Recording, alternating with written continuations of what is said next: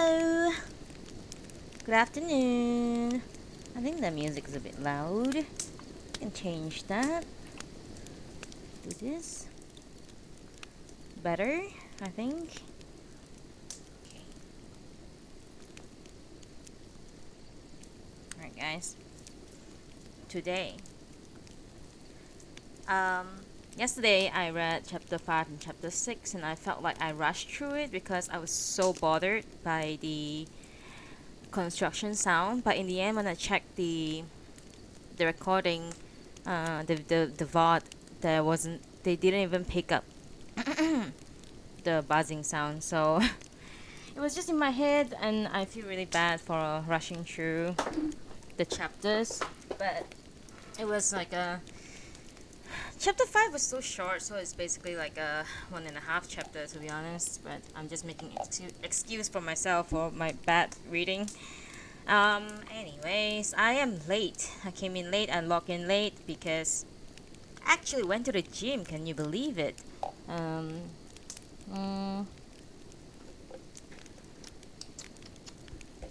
I'm drinking this really delicious protein coffee.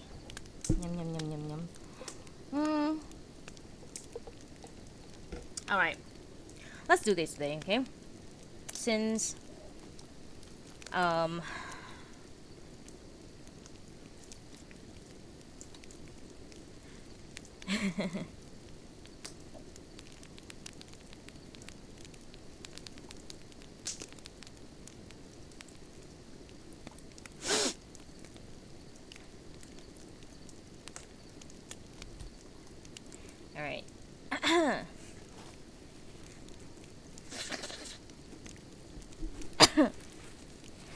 Check, mic check, mic check, mic check. Check.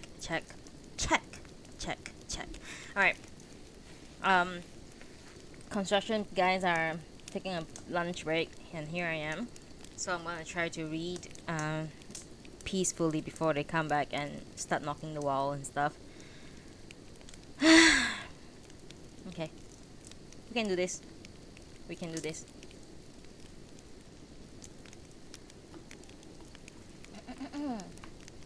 Alrighty, guys. Today we are reading The Tale of Genji by Murasaki Shikibu. Chapter 7, The Sacred Tree.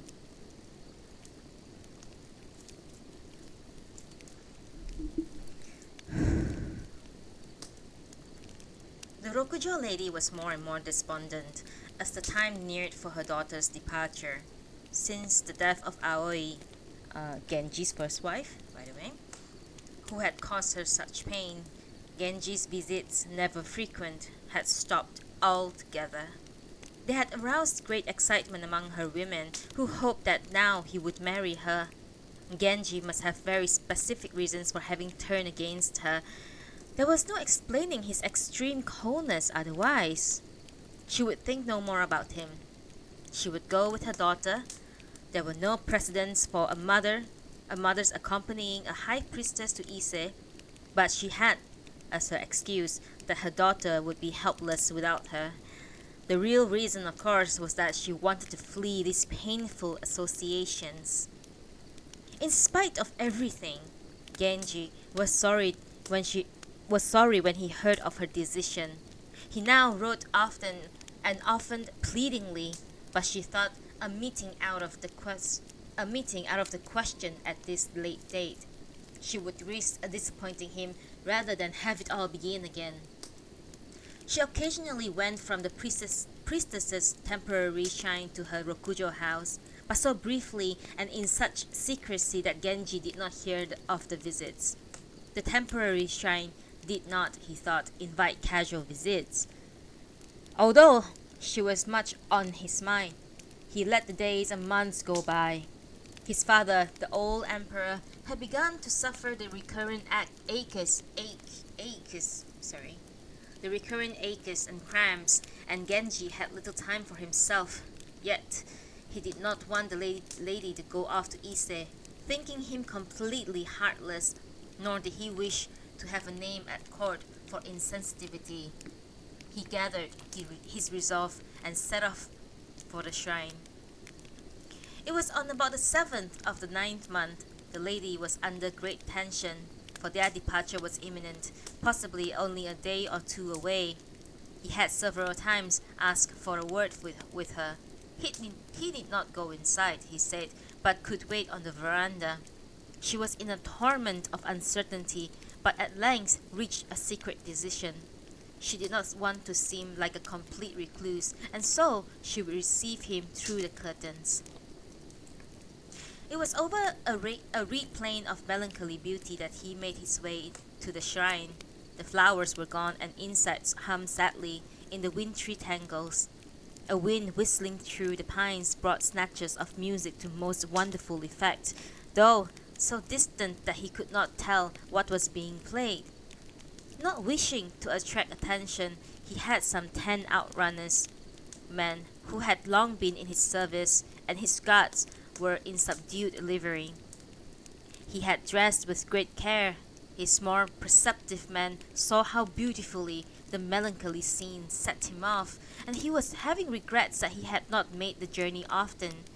A low wattle fence, scarcely more than a suggestion of an enclosure, surrounded a complex of board roof buildings, as rough and insubstantial as temporary shelters. The shrine gates, of unfinished logs, had a grand and awesome dignity for all their simplicity, and the somewhat forbidding austerity of the place was accentuated by clusters of priests talking among themselves and coughing and clearing their throats as if in warning. It was a scene quite unlike any Genji had seen before. The fire lodge glowed faintly. It was all in all a lonely, quiet place, and here, away from the world, a lady already deep in sorrow had passed these weeks and months. Concealing himself outside the north wing, he sent in word of his arrival. The music abruptly stopped, and the silence was broken only by a rustling of silken robes. Though several messages were passed back and forth, and the lady herself did not come out. You surely know that these expeditions are frowned upon. I find it very curious that I should be required to wait outside the sacred paling. I want to tell you everything, all my sorrows and worries. He was right, said the women. It was more than a person could bear, seeing him outside there without even a place to sit down. What was she to do? Thought the lady. There were all these people about, and her daughter would expect more mature and sober conduct. No, to receive him at this late date would be altogether too undignified. Yet she could not bring herself to send him briskly on his way. She sighed and hesitated again, and it was with great excitement that he finally heard her coming forward. May I at least come up to the veranda? He asked, starting up the stairs. The evening moon burst forth, and the figure she saw in its light was handsome beyond describing. Not wishing to apologize for all the weeks of neglect, he pushed a branch of the sacred tree in under the blinds. I come through the sacred gate, he said, because I obey the urgings of a heart as constant as this evergreen. You do not respond as I hoped you would, she replied. You err with your sacred tree and sacred gate. No beckoning cedars stand before my house. Hello, Kuro. And he replied, thinking to find you here with the holy maidens, I followed the scent of the leaf of the sacred tree. Though the scene did not encourage familiarity, he made bold to lean inside the blinds.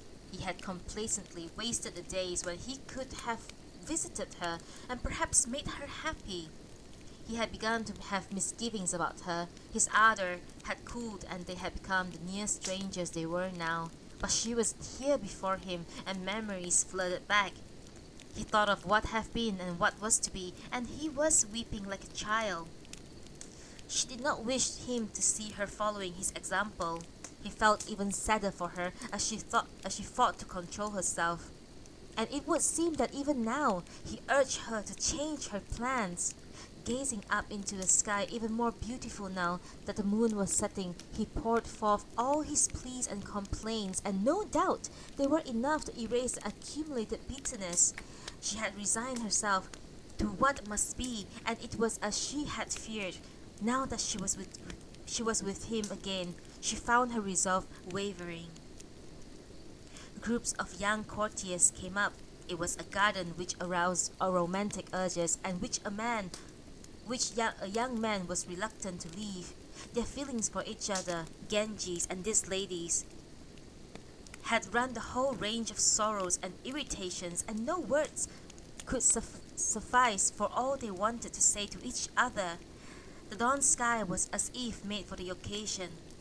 Not wanting to go quite yet, Genji took her hand very gently. A dawn farewell is always drenched in dew, but sad is the autumn sky as never before. A cold wind was blowing, and the pine cricket seemed to recognize the occasion. It was a serenade to which a happy lover would not have been deaf. Perhaps because their feelings were in such tumult, they found that the poems they might have exchanged were eluding them. At length, the lady replied, An autumn farewell needs nothing to make it sadder. Enough of your songs, O crickets on the moors. It would do no good to pour forth all the regrets again. He made his departure, not wanting to be seen in the broadening daylight. His leaves were made wet along the way with dew and tears. The lady, not as strong as she would have wished, was sunk in sad reverie. The shadowy figure in the moonlight and the perfume he left behind had the younger woman in a state only just short of swooning. What kind of journey could be important enough, I ask you, said one of them, choking with tears, to make her leave such a man? His letter the next day was so warm and tender that again she was tempted to reconsider, but it was too late. A return to the old indecision would accomplish nothing. Genji could be very persuasive even when he did not care a great deal for a woman, but this was no ordinary parting. He sent the finest travel robes and supplies, and for the lady and for her women as well. They were no longer enough to move her. It was as if the thought had only now come to her of the ugly name she seemed fated to leave behind.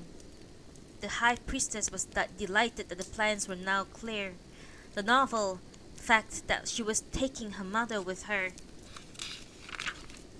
gave rise to talk, some sympathetic and some hostile. Happy are they whose place in the world puts them beneath such notice. The great ones of the world live sadly constricted lives. On the 16th, there was a lustration at the Katsura River, splendid as never before. Perhaps because the old emperor was so fond of the high priestess, the present emperor appointed a retinue of unusually grand rank and good repute to escort her to Ise. Genji sent a long letter, but not long enough, as the procession left the temporary shrine. For the princess there was a note tied with a ritual cord. To her whom it would be blasphemy to address in person, he wrote on the envelope. If my lady the priestess, surveying her manifold realms, has feelings for those below, let her feel for me. I tell myself that it must be, but remain unconvinced. There was an answer despite the confusion in the hand of the priestess's lady of honor.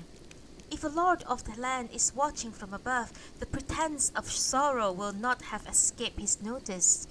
Genji would have liked to be present at the final audience with the emperor, but did not relish the role of rejected suitor.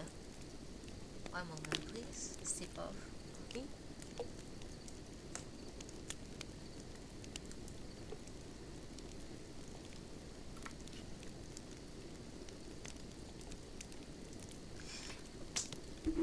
Sorry. He spent the day in gloomy seclusion. He had to smile, however, at the priestess's rather knowing poem. She was clever for her age, and she interested him. difficult and unconventional relationships always interested him. He could have done a great deal for her in earlier years, and he was sorry now that he had not. But perhaps they would meet again. One never knew in this world.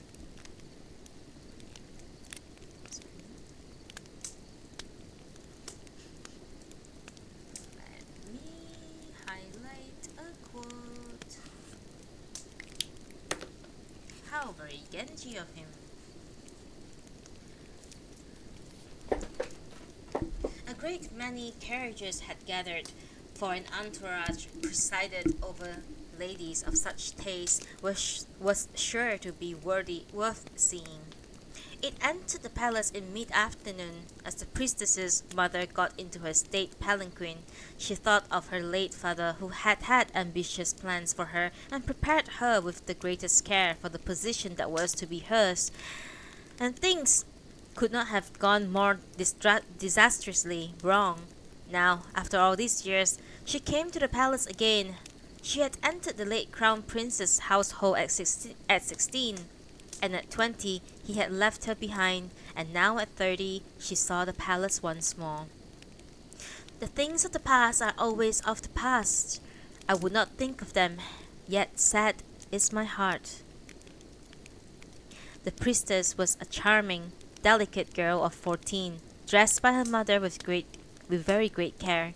She was a compelling little figure, indeed, that one wondered if she could be long for this world. The emperor was near tears as he put the farewell comb in her hair. The carriages of the young ladies were lined up before the 8 ministries to await their withdrawal from the royal presence. The sleeves that flowed from beneath the blinds were of many and marvelous hues, and no doubt there were courtiers who were making their own silent, regretful farewells. The procession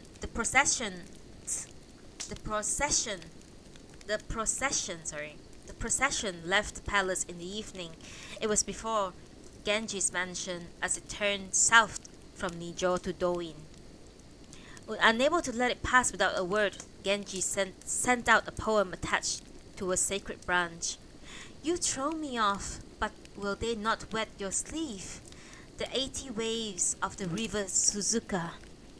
It was dark, and there was great confusion, and her answer, brief and to the point, came to the next morning from beyond the Osaka gate. And who will watch us all the way to Ise to see if those 80 waves have done their work? Her hand had lost none of its elegance, though it was a rather cold and austere elegance. The morning was an unusually sad one, with heavy mist. Absently, he whispered to himself, I see her on her way. Do not, oh mist, this autumn close off the gate of the hill of meeting. He spent the day alone, sunk in a sad reverie of his own making, not even visiting Murasaki.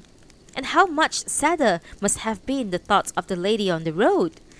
From the 10th month, alarm for the old emperor spread through the whole court. The new emperor called to inquire after him. Weak though he was, the old emperor asked over and over again that his son to be good to the crown prince, and he spoke too of Genji. Look to him for advice in large things and in small, just as you have until now. He is young but quite capable of ordering the most complicated public affairs. There is no office of which he need feel unworthy, and no task in all the land that is beyond his powers. I reduce him to a common rank so that you might make full use of his services. Do not, I beg of you, ignore my last wishes.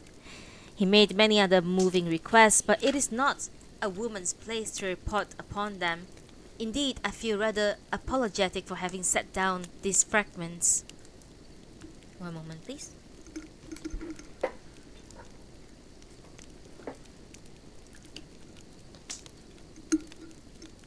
Alright. The crown prince, deeply moved, the emperor assured his father, over and over again that all his wishes would be respected. The old emperor was pleased to see that he had matured into a man of such regal dignity. The interview was necessarily a short one, and the old emperor was, if anything, sadder that it had not taken place. The crown prince had wanted to come too, but had been persuaded that an unnecessary excitement was to be avoided and be chosen for another day. He was a handsome boy, advanced for his years. He longed to see his father. Now that they were together, there were no bounds to his boyish delight. Countless emotions assailed the old emperor as he saw the tears in Fujitsubo's eyes. He had many things to say, but the boy seemed so very young and helpless. Over and over again he told Genji what he must do, and the well-being of the crown prince dominated his remarks. It was late in the night when the crown prince made his departure, with virtually the whole court in attendance.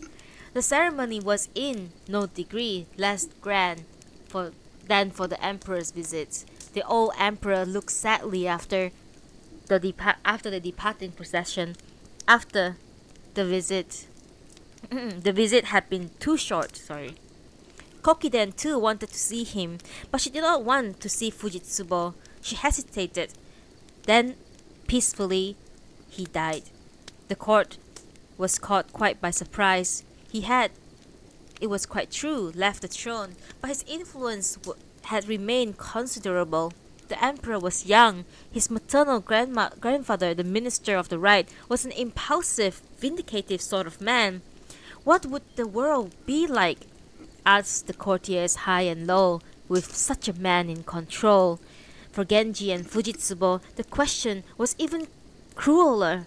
At the funeral, no one thought it odd that Genji should stand out among the old emperor's son, and somehow people felt sadder for him than for his brothers. The dull mourning robes became him, and seemed to make him more deserving of sympathy. Seemed to make him more deserving of sympathy than the others. Two bereavements in successive years had informed him of the futility of human affairs. He thought once more of leaving the world. Alas, too many bonds still tied him to it.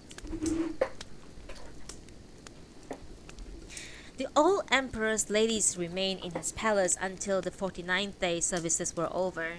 Then they went their several ways. It was on the 20th of the 12th month, and skies, which would be, in any case, have seemed to have marked the end of the things for Fujitsubo, without a ray of sunlight. She was quite aware of Kokiden's feelings and knew that a world at the service of the other lady would be difficult to live in. But her thoughts were less of the future than of the past. Memories of her years with the old emperors never left her. His palace was no longer a home for his ladies, however, and presently all were gone. Fujitsubo returned to her family palace in Sanjo. Her brother, Prince Hyobu, came for her. There were flurries of snow, driven by sharp wind. The old emperor's palace was almost deserted. Genji came to see them off, and they talked of old times. The branches of the pine in the garden were brown and weighed down by snow. The prince's poem was not an especially good one, but it suited the occasion and brought tears to Genji's eyes. Withered the pine whose branches gave us shelter. Now at the end of the year its needles fall. The pond was frozen over. Genji's poems was impromptu, and not perhaps among his best. Clear as a mirror, these frozen winter waters, the figure they once reflected is no more. This was Omyobu's poem. Next, sorry. At the end of the year, the spring are silenced by ice, and gone are they whom we saw among the rocks. There were other poems, but I see no point in setting them down. The procession was as grand as in the other years. Perhaps it was only in the imagination that there was something forlorn and dejected about it, and Fujitsubo's own Sanjo Palace now seemed like a wayside inn. Her thoughts were on the years that she had spent away from it.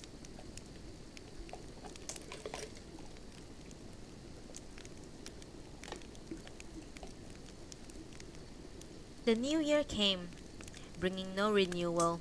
Life was sad and subdued, sadder than all the others. Genji was in seclusion during his father's reign, of course, and no less during the years since. The New Year appointments had brought such streams of horses and carriages to his gates that there had been room for no more. Now they were deserted. Only a few listless guards and secretaries occupied the offices. His favorite retainers did come calling, but it was as if they had time on their hands, so they thought life was to be. In the second month, Kokiden's sister, Oboro she of the misty moon, was appointed wardress of the lady's apartment, replacing a lady who is in grief at the old emperor's death, had become a nun. The new wardress was amiable and cultivated, and the emperor was very fond of her. Kokiden now spent most of her time with her own family. Sorry. With her own family.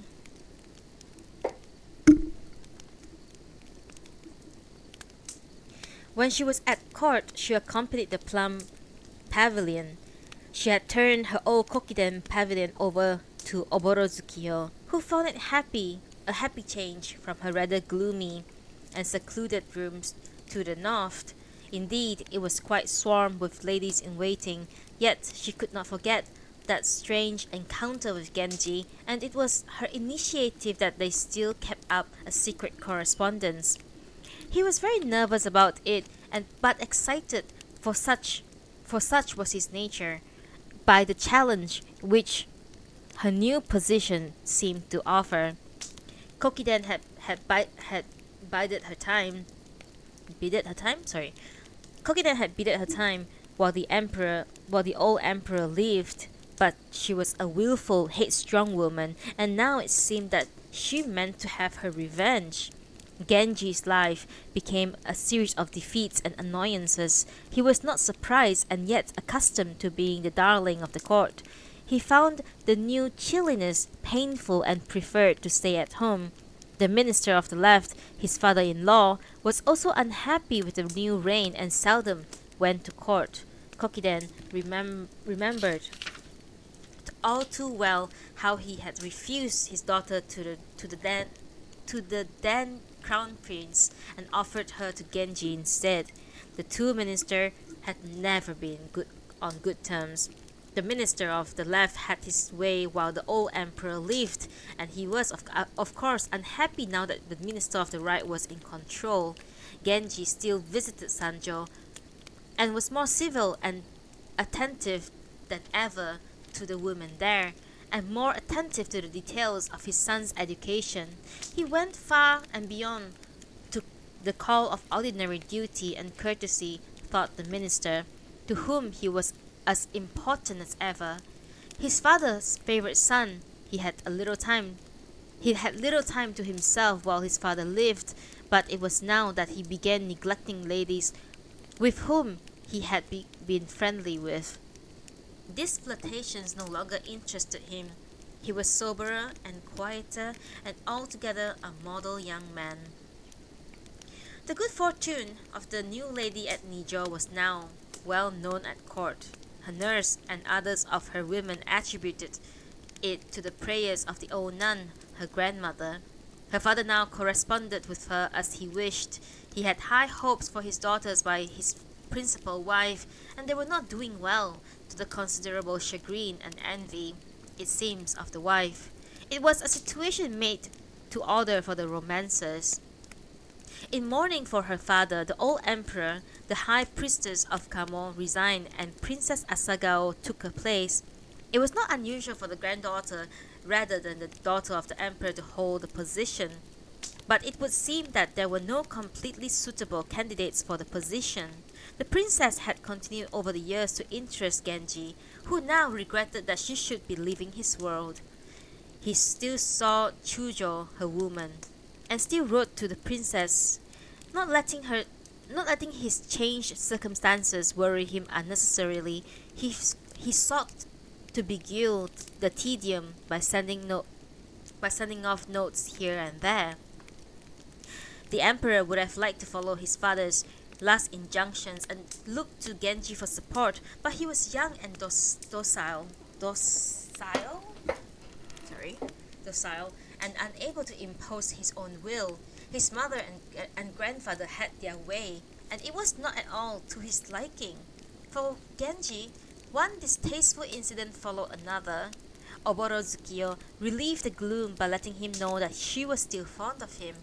Though fraught with danger, a meeting was not difficult to arrange. Homage to the five lords. Read properly, please. Homage to the five lords was to begin, and the emperor would be in retreat. Genji paid his visits, which was like a dream. Chunagon contrived to admit him to the gallery of the earlier meeting. There were many people about, and the fact that he was nearer to the veranda than usual was unfortunate. Since women who saw him morning and night never tire of him, how could it be an ordinary meeting for one who had seen so little of him? Oboro Tsukio was at her youthful best.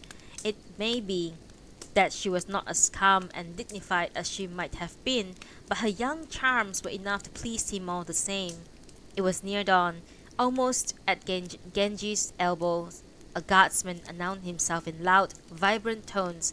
Another guardsman had apparently slipped in with one of the ladies' hereabouts, and this one had been dispatched to surprise him.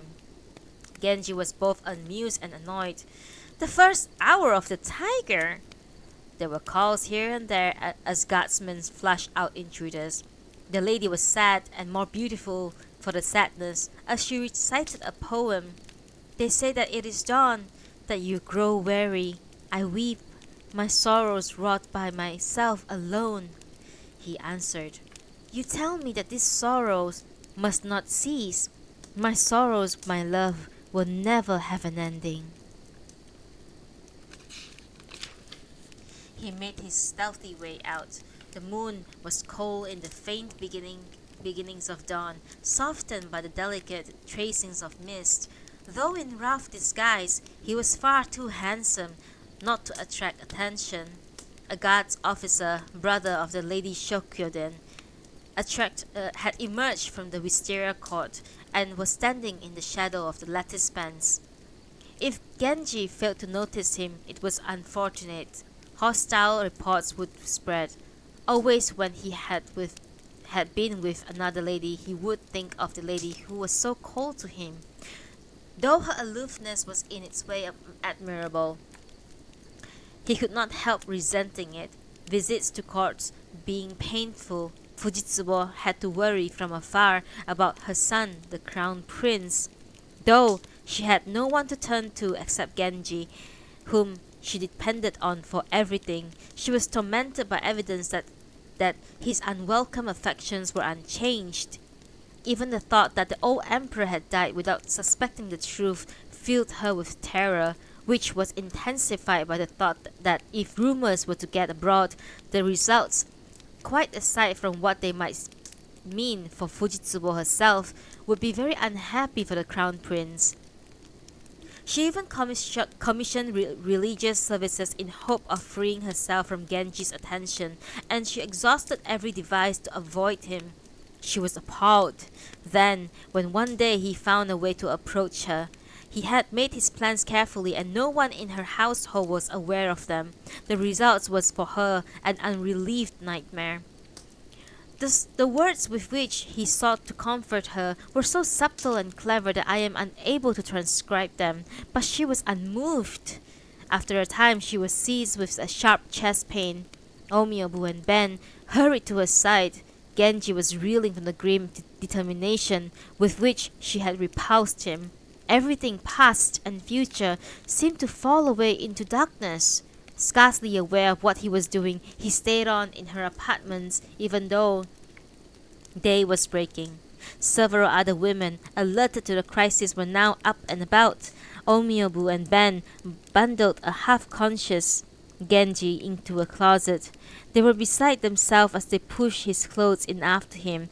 Fujitsubo was now taken with fainting spells. Prince Hyobu and her chamberlain were sent for, and priests as well. A dazed Genji listened to the excitement from his closet. Towards evening, Fujitsubo began to feel rather more of herself again. She had not the smallest suspicion that Genji was still in the house, and her women having thought it best to keep the information from her. She came out to her sitting room, much relieved. Prince Hyobu departed. The room was almost empty. There were not many women whom she liked to have in her immediate presence, and the others kept out of her sight. Omyobu and Ben were wondering how they might contrive to spirit Genji away. He must not be allowed to bring on another attack. The closet door being opened a few inches, he slipped out and made his way between the screen and the wall. He looked and wondered at the lady, and tears came into his eyes. Still in some pain, she was gazing out at the garden. Might it be the end? She was asking herself. Her profile was lovely beyond description. The women sought to tempt her with sweets, which were indeed most temptingly laid out on the lid of a decorative box, but she did not look at them. To Genji, she was a complete delight as she sat in silence, lost in deeply troubled meditations. Her hair is as cascaded over her shoulder. The lines of her head and face, the glow of her skin, were to Genji irresistibly beautiful. They were very much like each other, she and Murasaki. The memories had dimmed over the years, but now the astonishing resemblance did a little to dispel his gloom. The dignity that quite put one to shame also reminded him of Murasaki. He could hardly think of them as two persons, and yet, perhaps because Fujitsubo had been so much in his thoughts over the years, there did after all seem to be a difference. Fujitsubo's was the calmer and more mature dignity. No longer in control of himself, he slipped inside her curtains and pulled at her sleeve. So distinctive was the fragrance that she recognized him immediately. In sheer terror, she sank to the floor. She would only look at if she would only look at him. She pulled her towards him. She turned to flee, but her hair became tangled in the cloak as she tried to slip out of it. It seemed to be her fate that everything should go against her. Deliriously, Genji poured forth all the resentment he had kept to himself, but it only revolted her. I'm not feeling well. Perhaps on another occasion I will be better able to receive you. Yet he talked on. Mixed in with the flow were details which did, after all, seem to move her. This was not, of course, their first meeting, and she had been determined that there would be no another. Though, avoiding explicit rejoinder, she held him off until morning. He could not force himself upon her. In her quiet dignity, she left him feeling very much ashamed of himself. Good. If I may see you from time to time and so drive away a little of the gloom, I promise you that I shall do nothing to offend you. The most ordinary things have a way of moving people who are as they were to each other. This was no ordinary meeting. It was daylight. Omyobu and Ben was insistent, and Fujitsubo seemed barely conscious. I think I must die, he said in a final burst of passion. I cannot bear the thought of having you know that I still exist, and if I die, my love for you will be an obstacle on my way to salvation. If other days must be as this has been, I still shall be weeping 2 or 3 lives hence, and the sin will be yours as well. She sighed. Remember that the cause is in yourself of a sin which you say I must bear through lives to come. She managed an appearance of resignation which tore at his heart. It was no good trying to trying her patience further. Half distraught, he departed. He would only invite another defeat if he tried to see her again. She must be made to feel sorry for him. He would not even write to her. He remained shut up at Nijo, seeing neither the emperor nor the crown prince, his gloom spreading discomfort through the house and making it almost seem that he had lost the will to leave. I am in this world, but to see my woes increase, he said. He must leave it behind. But there was the dear girl who so needed him. He could not abandon her. One moment. Sip, sip.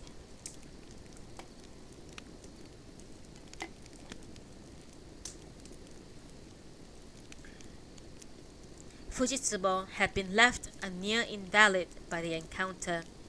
Omiyabu and Ben were saddened at Genji's withdrawal and refusal to write. Fujitsubo too was disturbed. It would be a disaster if, having enough of the world, he were to take holy orders. A repetition of the recent incident would certainly give rise to rumors which would make visits to the palace even more distasteful. She was becoming convinced that she must relinquish the title that had aroused in the oh my god, shit, hang on. She was becoming convinced that she must relinquish the title that had aroused the implacable hostility of Kokiden. Now you guys try to read that sentence 3 times fast. I almost lost my tongue there. She remembered the detailed and emphatic instructions that the old emperor had left behind. Everything was changed. No shadows remained of the past. She might not suffer quite as cruel as fate as Lady Chi, but she must doubtless look forward to contempt and derision. She resolved to become a nun. But she must see the crown prince again before she did. Quietly, she paid him a visit. Though Genji had seen to all her needs in much more complicated matters than this one, he pleaded illness and did not accompany her to the court. He still made routine inquiries as civility demanded. The women who shared his secret knew that he was very unhappy and pitied him. Her little son was even prettier than when she had last seen him. He clung to her, his pleasure in her company so touching that she knew how difficult it would be to carry through her resolve. But this glimpse of the court life told her more clearly than ever that it was no place for her, and that things she had known had vanished utterly away. She must always worry about Kokiden, and these visits would be increasingly uncomfortable. In sum, everything caused her pain. She feared for her son's future if she continued to let herself to be called Empress. What will you think of me if I do not see you for a very long time and become very unpleasant to look at? She gazed up at her. Like Shikibu? He laughed. Why would you ever look like her? She wanted to weep. But Shikibu is old and wrinkled. That is not what I had in mind. I meant that my hair would be shorter, and I would wear black clothes and look like one of the priests that say prayers at night, and I would see you much less often. I would miss you, he said solemnly, turning away to hide his tears. The hair that fell over his shoulder was wonderfully lustrous, and the glow in his eyes, warmer as he grew up, was almost enough to make one think that he had taken Genji's face for a mask. Because his teeth were slightly decayed, his mouth was charmingly dark when he smiled. One almost wished that he had been born a girl, but the resemblance to Genji was for her like the flaw in the gem. All the old fears came back. Genji too wanted to see the crown prince, but he wanted to also make Fujitsubo aware of her cruelty.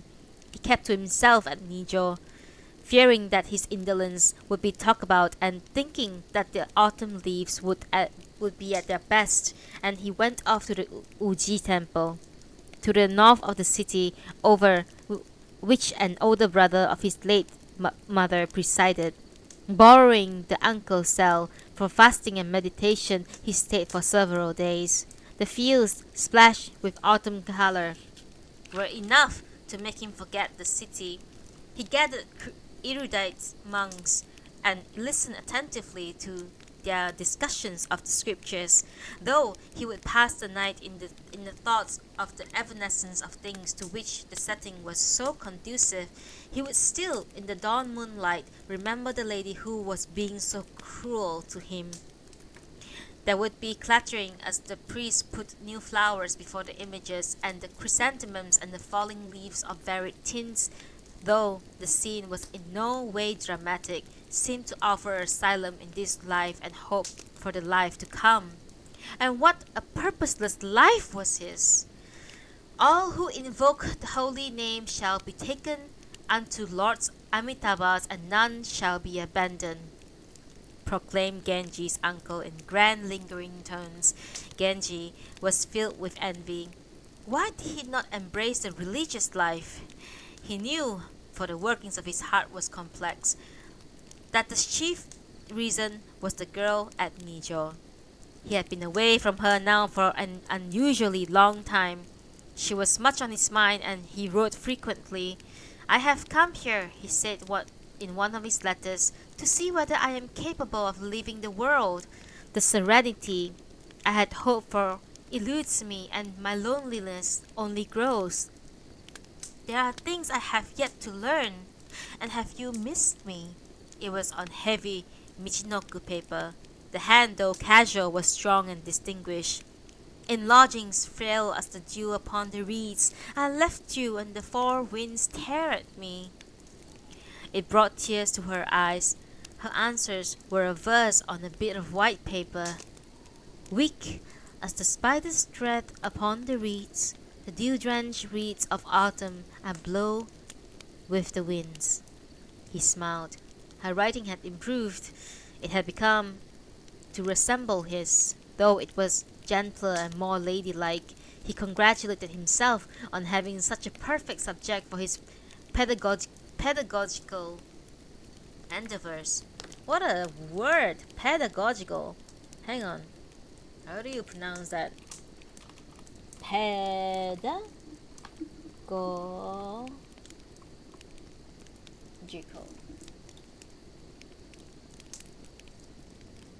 Oh, it means relating to teaching. Pedagogical. Actually, I pronounced that correctly. I'm so smart. No, just kidding. Sorry. Anyway. He congratulated himself on having such a perfect subject for his pedagogical endeavors. The Kamo shrines were not far away. He got off a letter to Princess Asagao, the high priestess. He sent it through Chujo with this message for Chujo herself. "A traveler, I feel my heart traveling yet further afield, but your lady will not have taken note of it, I suppose." This was his message for the princess herself. "The gods will not wish me to speak of them, perhaps, but I think of sacred courts of another autumn. Is there no way to make the past present?" He wrote as if their relations might permit of a certain intimacy. His note was on azure Chinese paper attached most solemnly to a sacred branch from which streamed ritual chords. Chujo's answer was courteous and leisurely. We live a quiet life here, and I have time for many stray thoughts, among them of you and my lady." There was a note from the princess herself tied with a ritual cord. "Another autumn. What can this refer to? A secret hoard of thoughts of sacred chords?" Wow. That's a fucking... Read that 3 times faster. "A secret hoard of thoughts of sacred chords? A secret hoard of thoughts of sacred chords. A secret hoard of thoughts of sacred chords. Hell yeah, I did it. Sorry, I'm derailing. I'm eating coffee.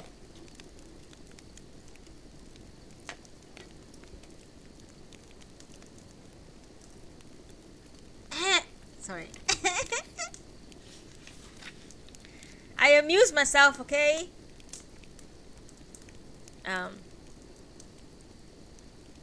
My apologies for everyone listening. Let's repeat that so that we won't stray into something else. There was a note from the princess herself, tied with a ritual cord. Another autumn. What can this refer to? A secret hoard of thoughts of sacred chords? And in more recent times? The hand was not perhaps the subtlest he had seen, but it showed an admirable mastery of the cursive style, and it interested him. His Hey! Oh my god! Hey Keen! Komodo! Sorry to listeners on my VODs on YouTube. Sorry, I'm just talking to stream people, my chat. Hey Keen! Is it time for you to go to sleep with my voice in the background? Hell yeah, it's time. Thank you, Arum! Welcome back. Welcome.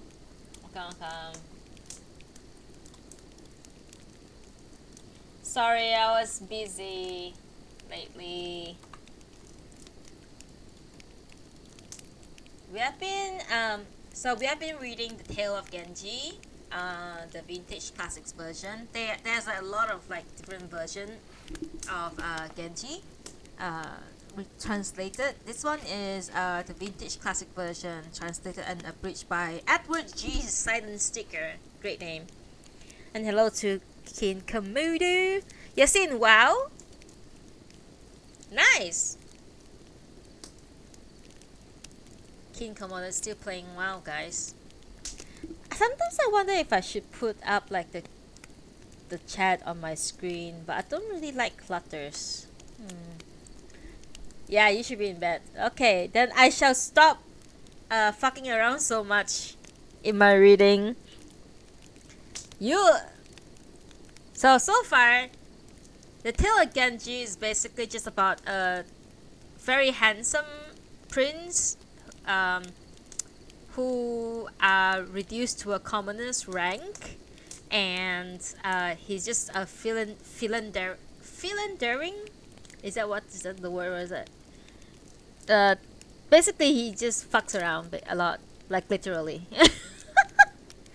So, and on top of fucking around a lot, he also impregnates his his father's wife, and she gave birth to a son who is now the crown prince, and the son is very clearly his son. Gossip girl drama, court drama. It's pretty interesting. And at the same time, he's also very into grooming a little girl.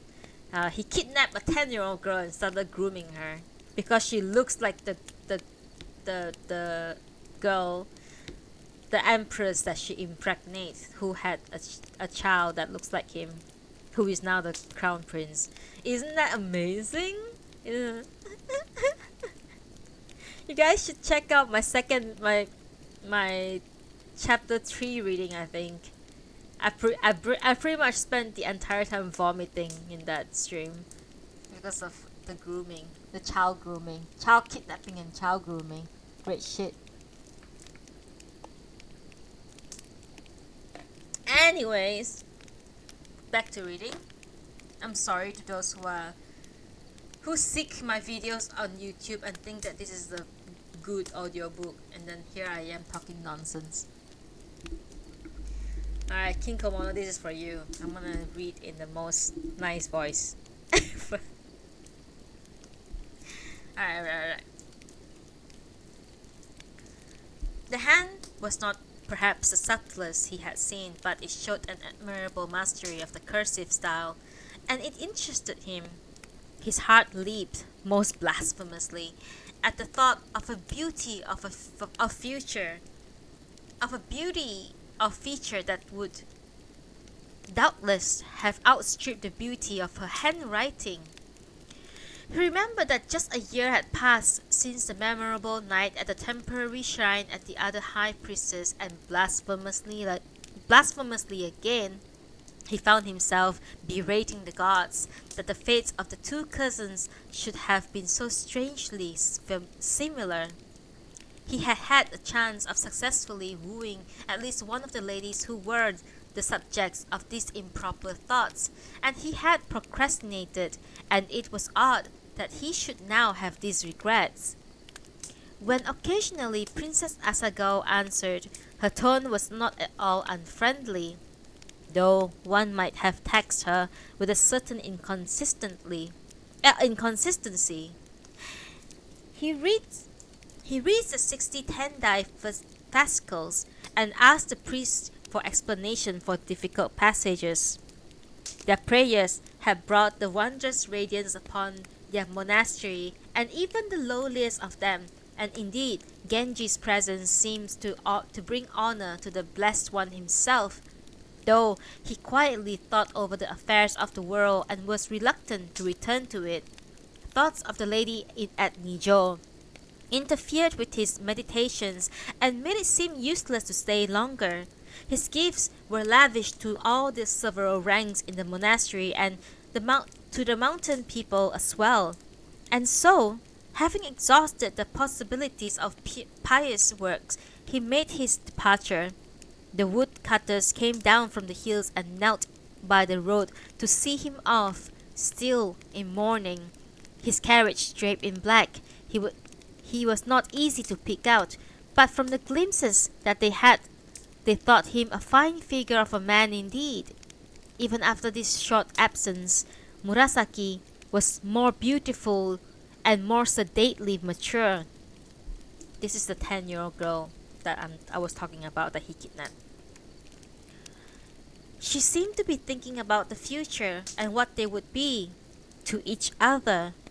Perhaps it was because she knew about his errant ways and she had written off the reeds of autumn.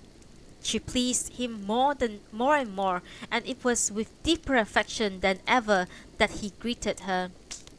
He had brought back autumn leaves more deeply tinted by the dews than the leaves in his garden. Fearing that the people might be remarking upon his neglect of Fujitsubo, he sent a few branches as a routine gift, and with them a message for Omyobu. The news, which I received with some wonder of your lady's visit to the palace, had the effect of making me want to be in retreat for a time. I have rather neglected you, I fear. Having made my plans, I did not think it proper to change them. I must share my harvest with you. A sheath of autumn's leaf, admired in solitude, is like the mask worn in the darkness of the night.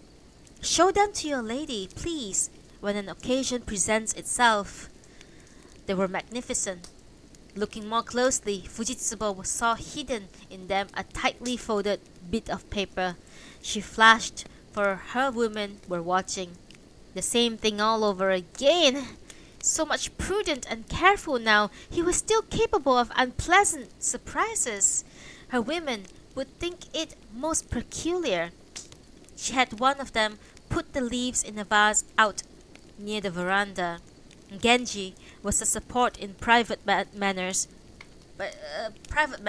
and in far more important matter of the crown princess' well-being. Her clipped, business-like notes left him filled with bitter admiration at the watchfulness with which she eluded his advances. People would notice if he were suddenly to terminate his services, and so he went to the palace on the day she was to return to her family. He first called on the emperor, whom he found free from court business and happy to talk about recent and ancient events. He bore a strong resemblance to their father, though he was perhaps handsomer, and there was a gentler, more amiable cast to his features. The two brothers exchanged fond glances from time to time. The emperor had heard, and himself had had reason to suspect that Genji and Oborozukio were still seeing each other. He told himself, however, that the matter would have been worth thinking about if it had only new burst upon the world, but that it was not at all strange or improper that old friends should be interested in each other. He saw no reason to caution Genji. He asked Genji's opinion about certain puzzling Chinese texts, and as the talk naturally turned to little poems they had sent and received, he remarked on the departure of the high priestess for Ise. How pretty she had been that day, Genji told of the dawn meeting at the temporary shrine. It was a beautiful time late in the month. A quarter moon hung in the sky. One wanted music on nights like this, said the emperor.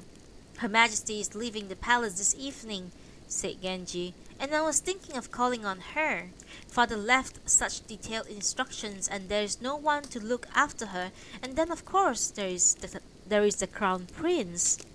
Yes, Father did worry a great deal about the crown prince. Indeed, one of his last requests was that I adopt him as my own son. He is, I assure you, much on my mind, but one must worry about seeming partial and setting a precedent. He writes remarkably well for his age, making up for my own awkward scrawl and general incompetence. He is a very clever child, clever beyond his years, but he is very young. As he withdrew, a nephew of Kokiden happened to be on his way to visit the young sister. He was on the winning side and saw no reason to hide his light. He stopped to watch Genji's modest retinue go by. A white rainbow crosses the sun, he grandly intoned. The crown prince trembles. Genji was startled, but let the matter pass. He was aware that Kokiden's hostility had, if anything, increased, and her relatives had their ways of making it known. It was unpleasant, but one was wise to look the other way. It is very late, I fear, he sent in to Fujitsubo. I have been with the emperor. On such nights, his father's palace would have been filled with music. The setting was the same, but there was very little left by which to remember the old reign. Omiobu brought a poem from Fujitsubo. Ninefold mists have risen and come between us. I am left to imagine the moon beyond the clouds. She was so near that he could feel her presence. His bitterness quite left him, and he was in tears as he replied, The autumn moon is the autumn moon of old. How cruel the mist that will not let me see it.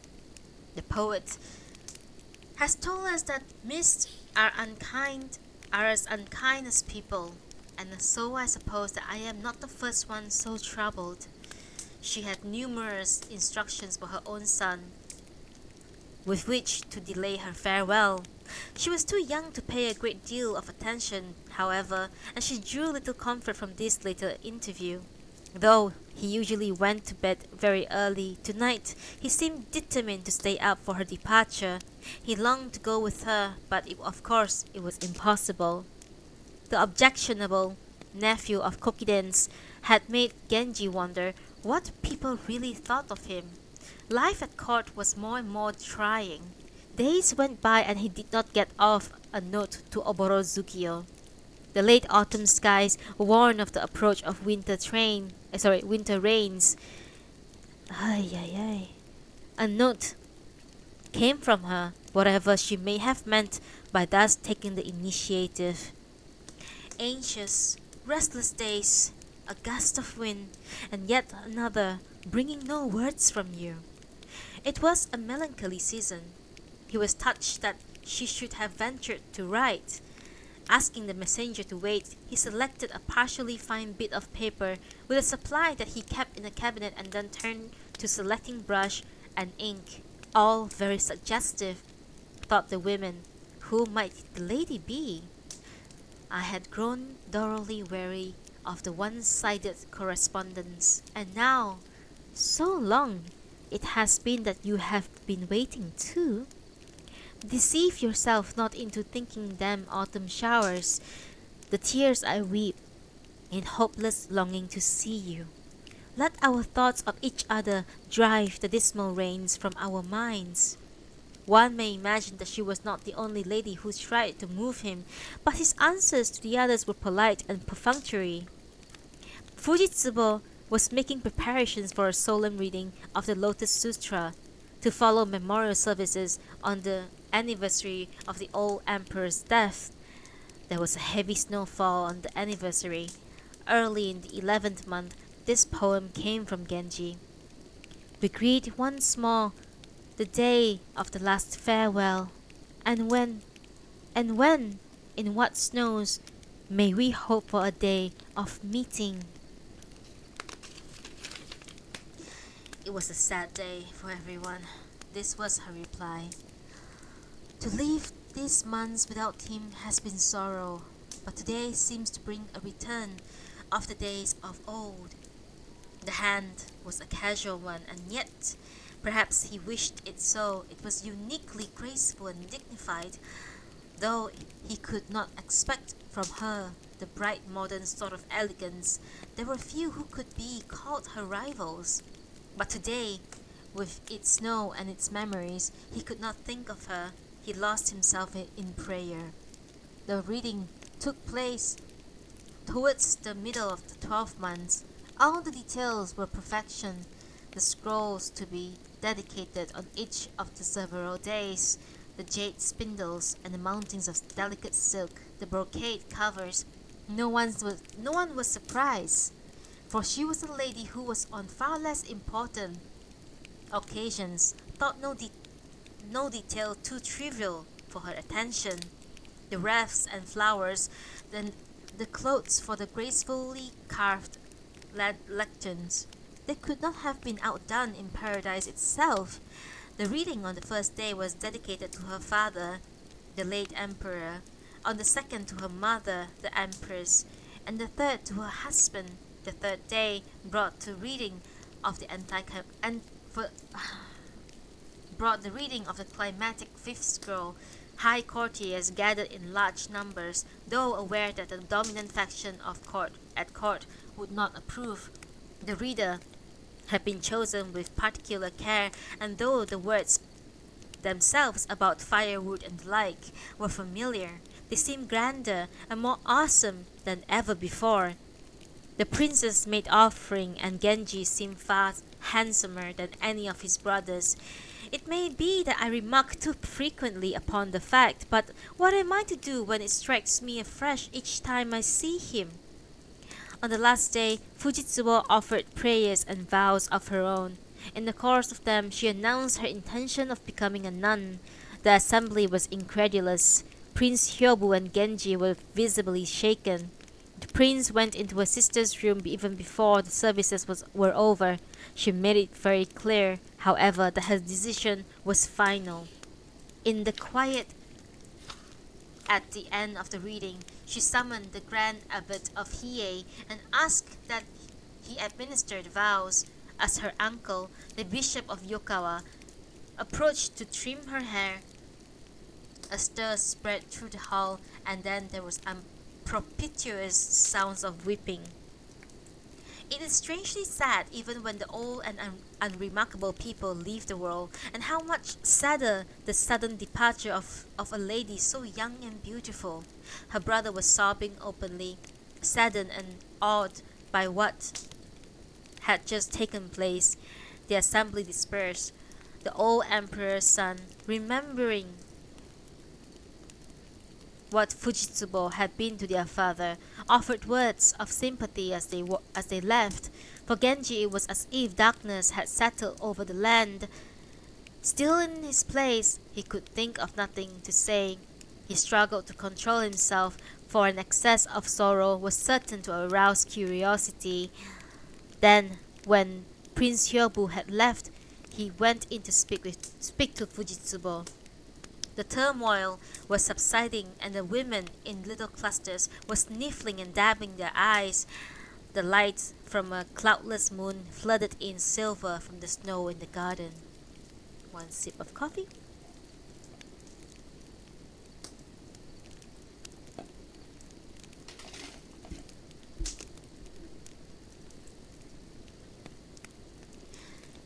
Genji somehow managed to fight back the tears that well up at the memories that scene brought back.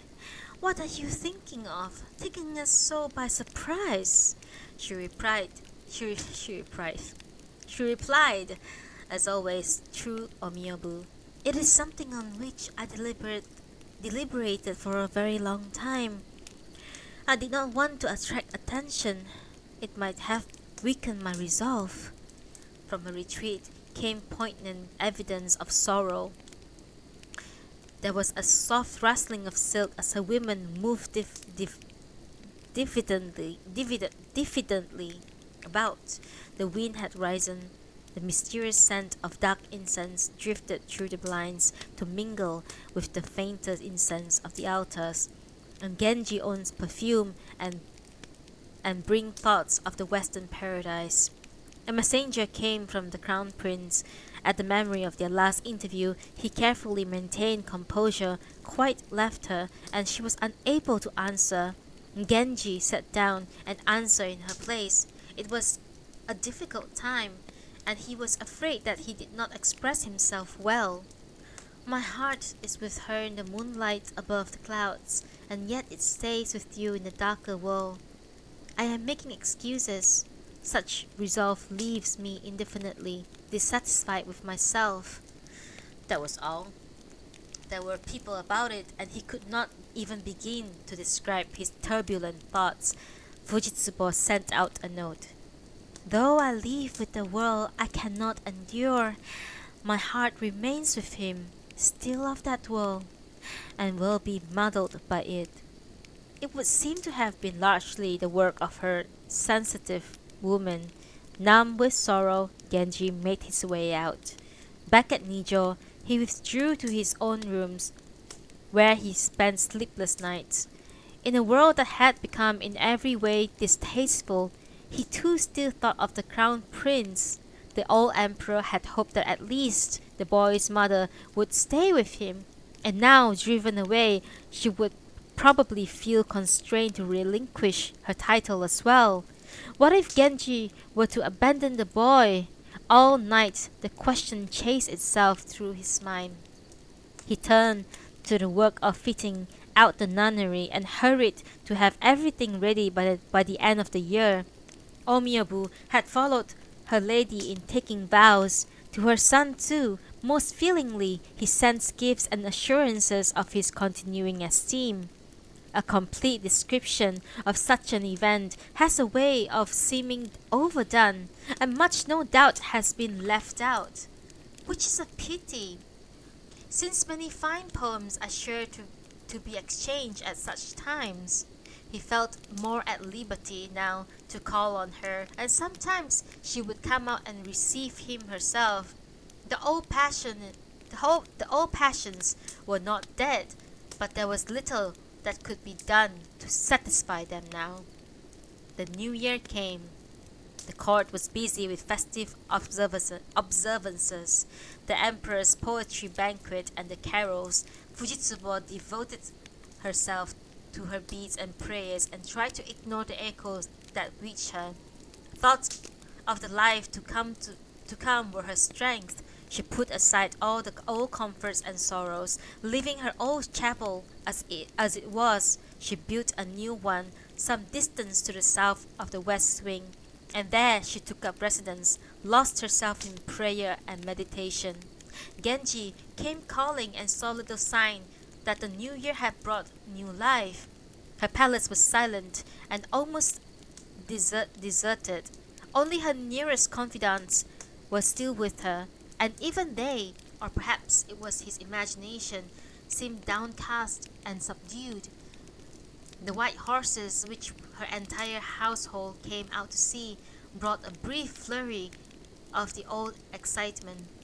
High courtiers had once gathered in such numbers that there had seemed room for no more, and it was sad, though understandable, that today they gathered instead at the mansion of the Minister of the Right across the street. Genji was as kind and attentive as before, as ever, and to the women, shedding unnoticed tears, he seemed worth 1,000 of the others. Looking about him at these melancholy precincts, Genji was at first unable to speak. They had become in every way a nunnery, the blinds and curtains, all a drab grey-green, gleams of grey and yellow sleeves, melancholy and at the same time quietly, mysteriously beautiful. He looked out into the garden. The ice was melting from the brook and pond and the willow on the bank, as if alone were advancing boldly into spring, had already sent out shoots. Uncommonly elegant fisher folk, he whispered to himself, an uncommonly handsome figure. Briny my sleeves are the pines of Urashima, as those of the fisher folk who take the sea grass. Her reply was faint and low from very near at hand, for the chapel was small and crowded with holy objects. How strange that waves yet come to Urashima, when all the things of old have gone their way. He tried not to weep. He would have preferred not to show his tears to nuns who had awakened to the folly of human affairs. He said little more. "What a splendid gentleman he has become," sobbed one of the old women. "Back in the days when everything was going his way, when the whole world seemed to be his, we used to hope that something would come along to jar him just a little from his smugness. But now look at him, so calm and sober and collected. There is something about him when he does the smallest little things that tugs at a person's heart. It's all too sad." Fujitsubo too thought a great deal about the old days.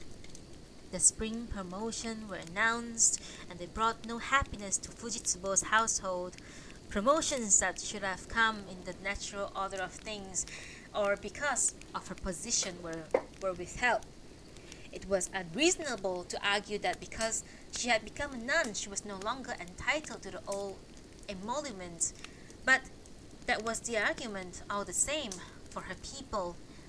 The world was a changed place, though there were times when she still had regrets, not for herself but for those who had depended upon her. She turned ever more fervently to her prayers, telling herself that the security of her son was the most important thing. Her secret worries sometimes approached real terror.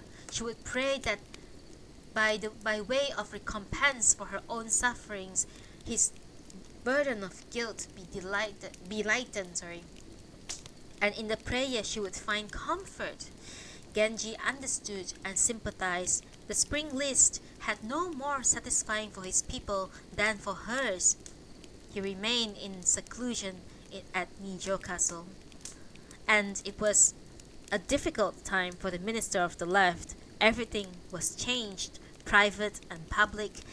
He handed in his resignation, but the emperor, remembering how his father had looked to the minister as one of the men whom the stability of reign depended on, and how just before his death he had asked especially that the minister's services to be retained, and said that he could not dispense with such estimable services, he declined to accept the resignation, though it was tendered more than once. Finally, the minister withdrew to the seclusion of his Sanjo mansion, and the minister of the right was more powerful and prosperous every day. With the retirement of a man who should have been a source of strength, the emperor was helpless. The people was feeling all through. The court joined him in his laments. Genji's brother-in-law, the son of the minister of the left, were all personable and popular young men, and life had been pleasant for them. Now they were too in eclipse.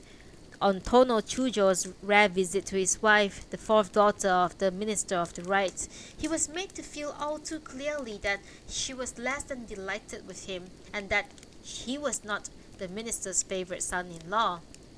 As if to emphasize the point, he too was omitted from the spring list, but he was not one to fret over injustice.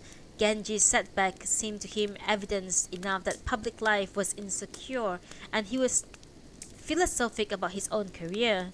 He and Genji were constant companions in their studies and in such diversions as music. Now and then something of their madcap boyhood rivalry seemed almost to come back. Genji paid more attention in other years to the semi-annual readings of Holy Scriptures and commissioned several unscheduled readings as well. He would summon learned professors who did not have much else to do and beguiled the tedium of his days composing Chinese poetry and joining the contest of rhyme guessing and the like. He seldom went to the court. This indolent life seems to have aroused a certain amount of criticism. On an evening of quiet summer rain when the boredom was very great, Tono Chujo came calling and brought with him several of the better collections of Chinese poetry.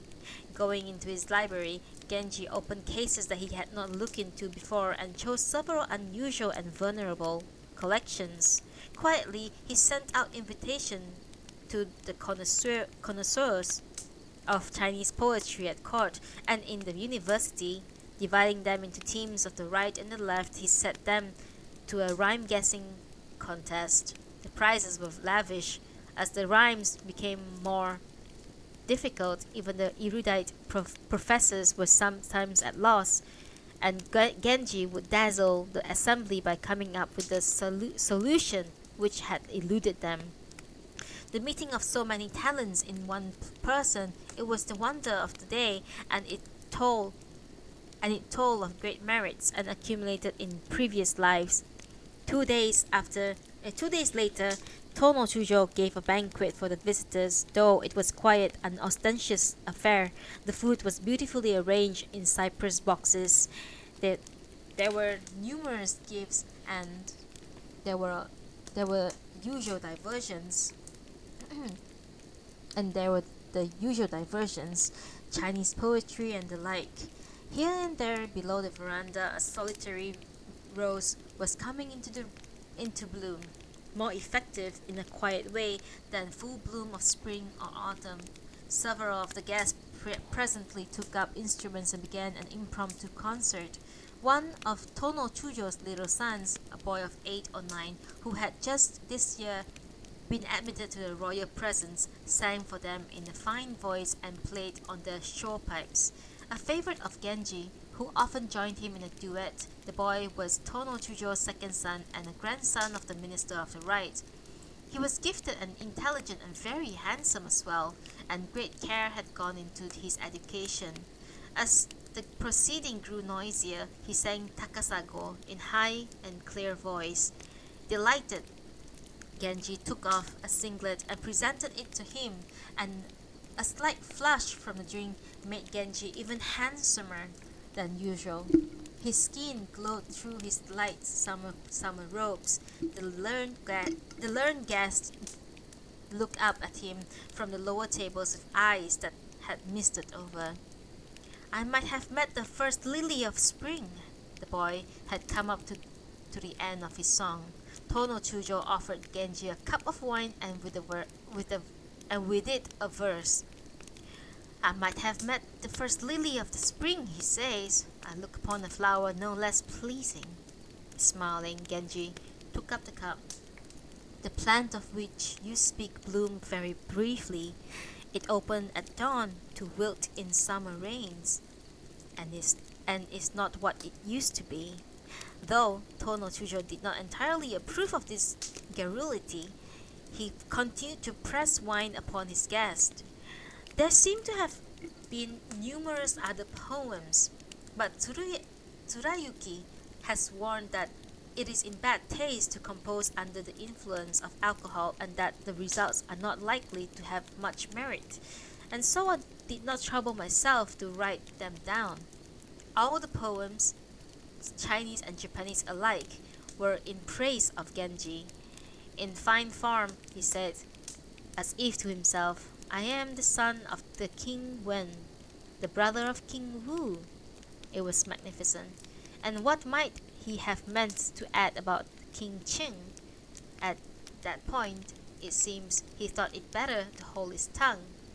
Prince Sochi, who could always be counted upon to to enliven these gatherings was an accomplished musician with a witty and good-humored adversary for Genji.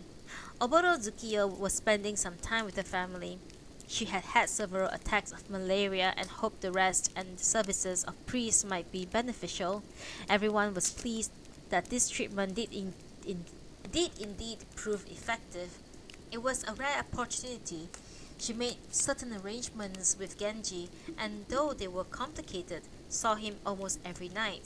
She was bright. She was a bright and cheerful girl, and at her best youthful and at her she was a bright, cheerful girl at her youthful best, and a small loss of weight had made her very beautiful indeed.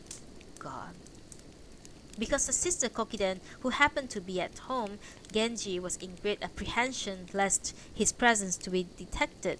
It was his nature to be quickened by danger, although it would seem that as the number increased, several women of the house began to suspect what was happening. They were reluctant to play informer to the august lady. The minister had no suspicion. Then one night, towards the dawn, there came a furious thunderstorm. The minister's son and Kokiden's women were rushing about in confusion. Several women gathered, trembling near Oborozukiyo's bed curtains. Genji was almost as frightened for other reasons, and unable to escape. Daylight came. He was in a fever, for a crowd of women had by now gathered outside the curtains. The two women who were privy to the secret could think of nothing to do. The thunder stopped. The rain quieted the showers. The ministers went first to Kokiden's wings, and then his approach undetected because of the rain on the roof, to Oborozukiyo's. He marched jauntily up the gallery and lifted a blind. "How did you come through it all? I was worried about you and meant to look in on you. Have the lieutenant and Her Majesty's Vice Chamberlain been here?" A cascade of words poured forth. Despite the precariousness of his situation, Genji could not help smiling at the difference between the two ministers. The man could at least come inside before he commenced his speech. Flushed and trembling, Oborozukiyo slipped through the bed curtains.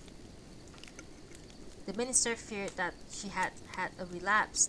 "My, you do look strange. But it's not malaria. It's some sort of evil spirit. I'm sure of it. A very stubborn one. We should have kept those priests at it."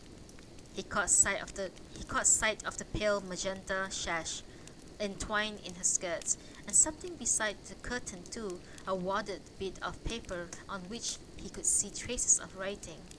"What might this be?" he asked in a very great surprise. "Not at all something that I would have expected to find here. Let me have it. Give it to me now. Let me see what it is." The lady glanced over her shoulder and saw the incriminating such objects. And now, what was she to do?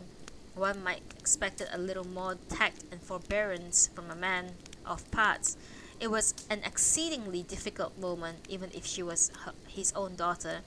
But he was a headstrong and not very thoughtful man, and all sense of proportion deserted him. Snatching the paper, he lifted the bed curtains. A gentleman was lying in there dishevelled. He hid his face and sought to pull his clothes together.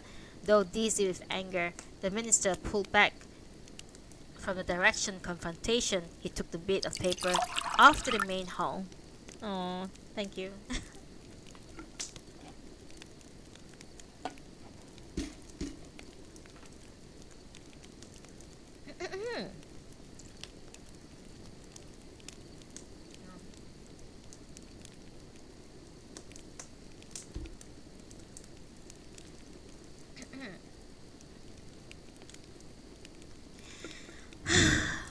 This chapter is insanely long. We are almost done. Then I'll take a short break, okay? Oborozukiya was afraid that she would faint and wished she might expire on the spot.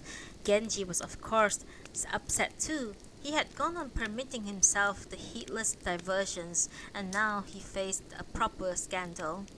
But the immediate business was to comfort the lady.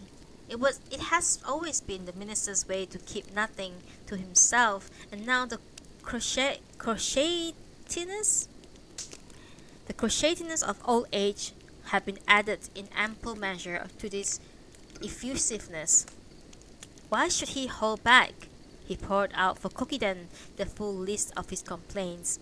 It's Genji's handwriting, he said, and after describing what he had just seen. I was careless and I let it all get started several years ago, but Genji is Genji, and I forgive everything, and I hope I might have him as a son-in-law. I was not happy, of course, but he did not seem to take her very seriously, and sometimes he did things that seemed completely outrageous. But I told myself that these things happen. I was sure that that His Majesty would overlook a little blemish or two and take her in. And so I went back to my original plan and sent her off to court. I wasn't happy. Who would have been? That the affair had made him feel a little odd about her and kept her from being one of his favorites.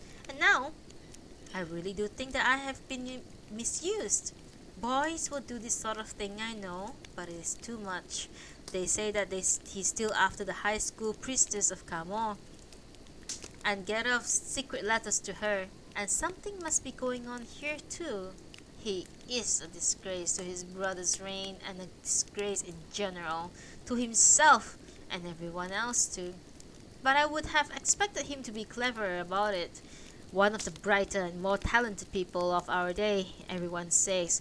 I simply would not have expected it of him.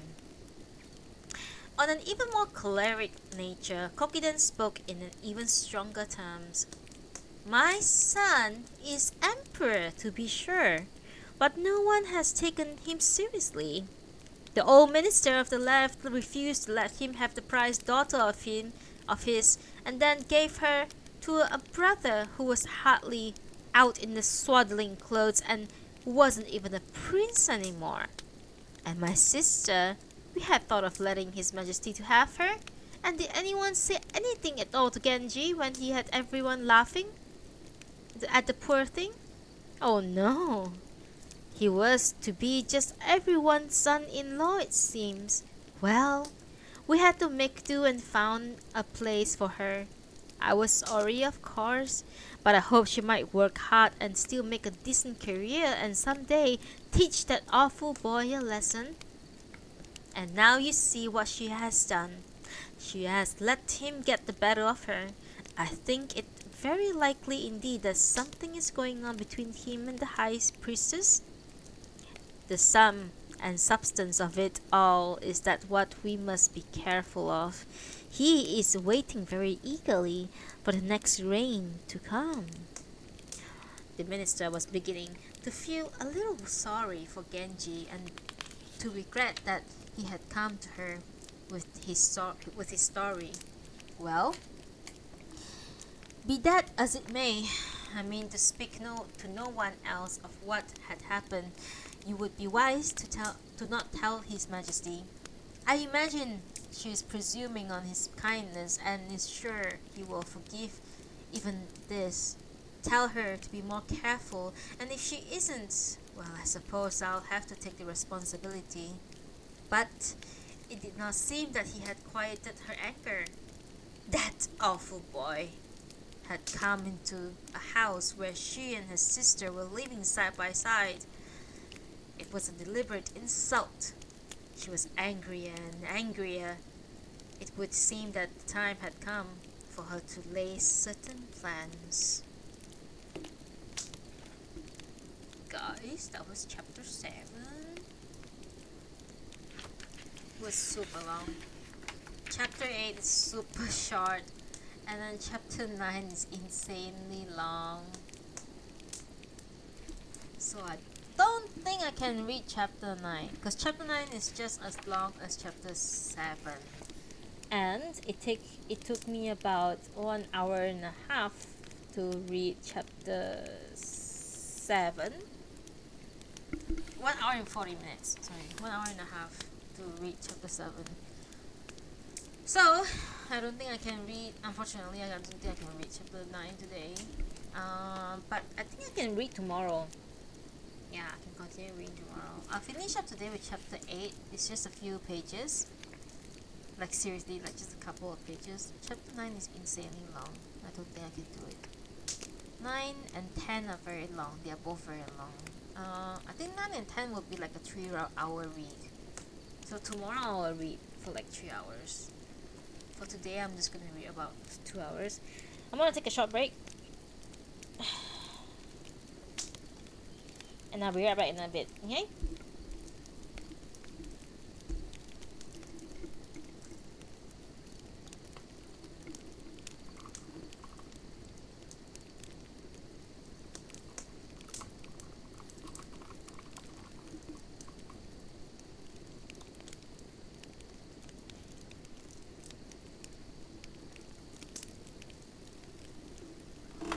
Bye bye.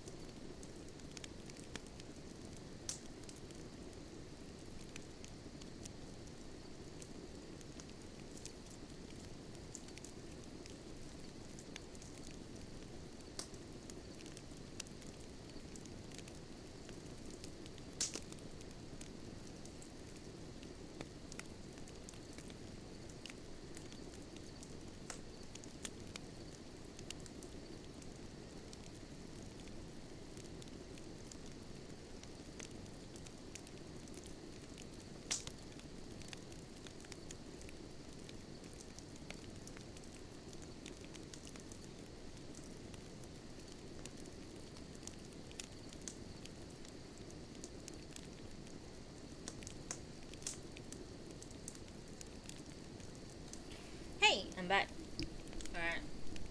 Okay. Let's go. Alright, we're gonna finish up today's reading with chapter 8 of Tale of Genji. Chapter 8 titled The Orange Blossoms. It's gonna be a really short one, and we're gonna end today's session with this chapter.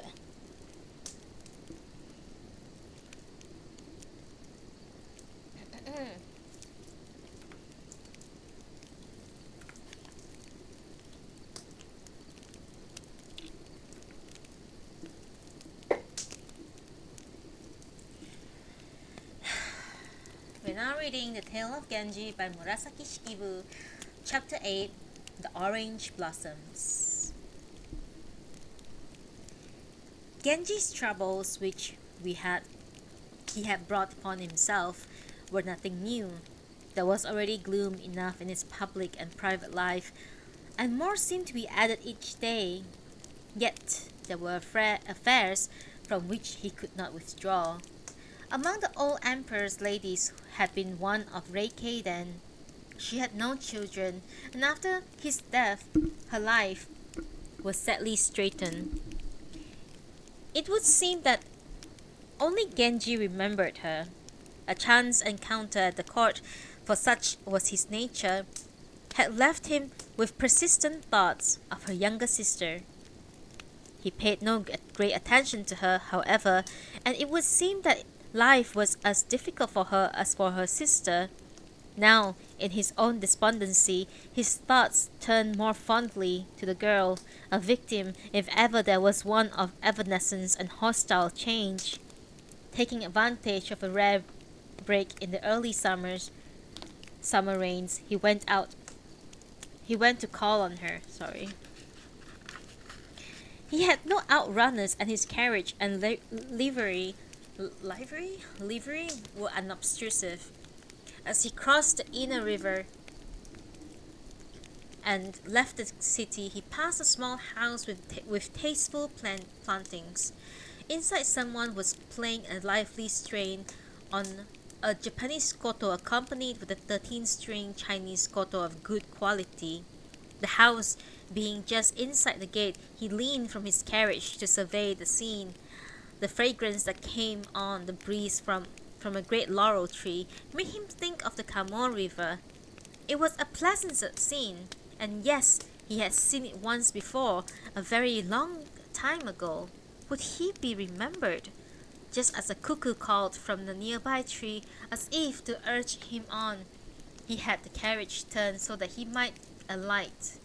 Koremitsu, as always, was his messenger. Back at the fence where once it sang so briefly, the cuckoo is impelled to sing again. The women seemed to be near the west veranda of the main building, having heard the same voices on that earlier occasion. Koremitsu coughed to attract attention and handed in his message. There seemed to be numbers of young women inside, and they at first seemed puzzled to know who the sender might be. This was the answer. It seems to be a cuckoo we knew long ago, but alas, under rainy skies we cannot be sure. Koremitsu saw that the bewilderment was only pretended. Very well, the wrong tree is the wrong fence, and he went out. And so the women were left to nurse their regrets. It would not have been proper to pursue the matter, and that was the end of it. Among women of their station in life, he thought first of the Gosechi dancer, a charming girl, daughter of the assistant viceroy of Kyushu.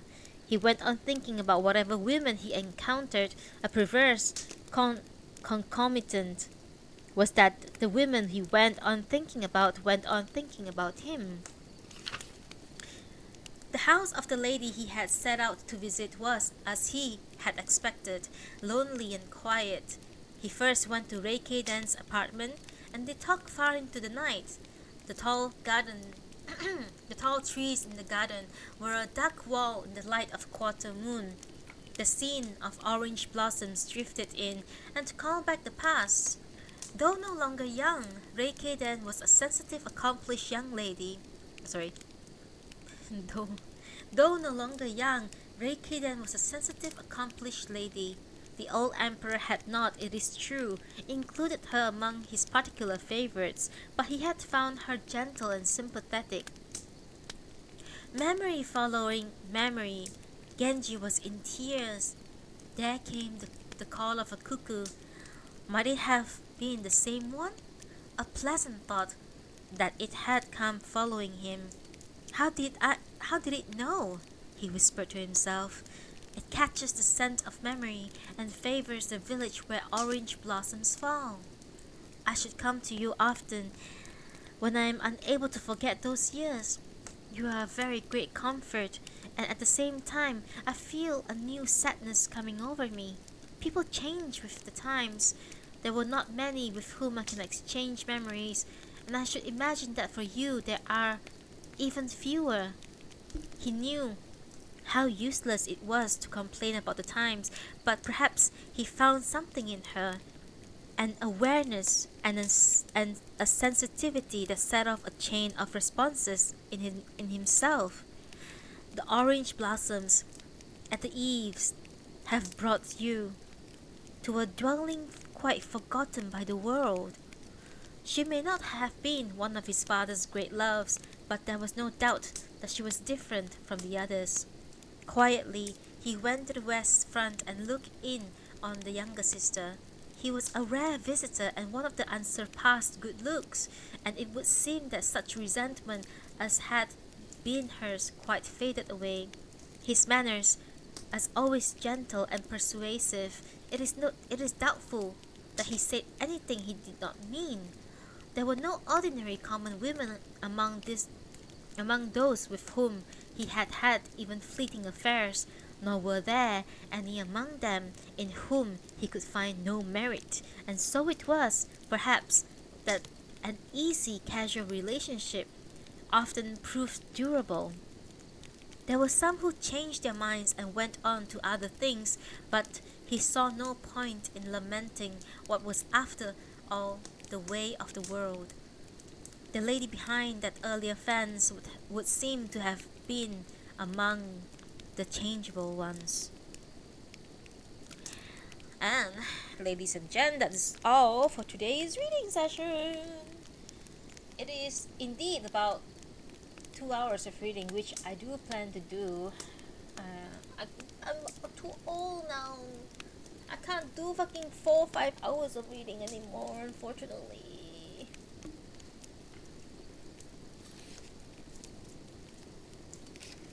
But yeah, guys.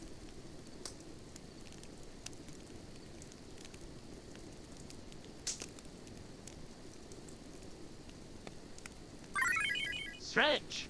Oh, thank you. Now lately I've been very into doing stretches. Seriously, I feel right? Everyone should do stretches every single day.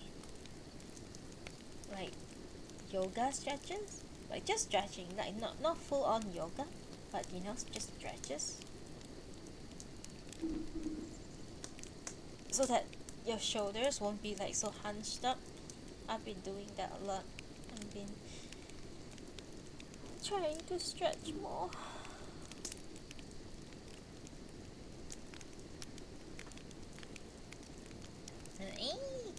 I think Kin Komodo has fallen asleep. And joins us still from me too. That's why I started recently. I started again. I used to be. Yeah.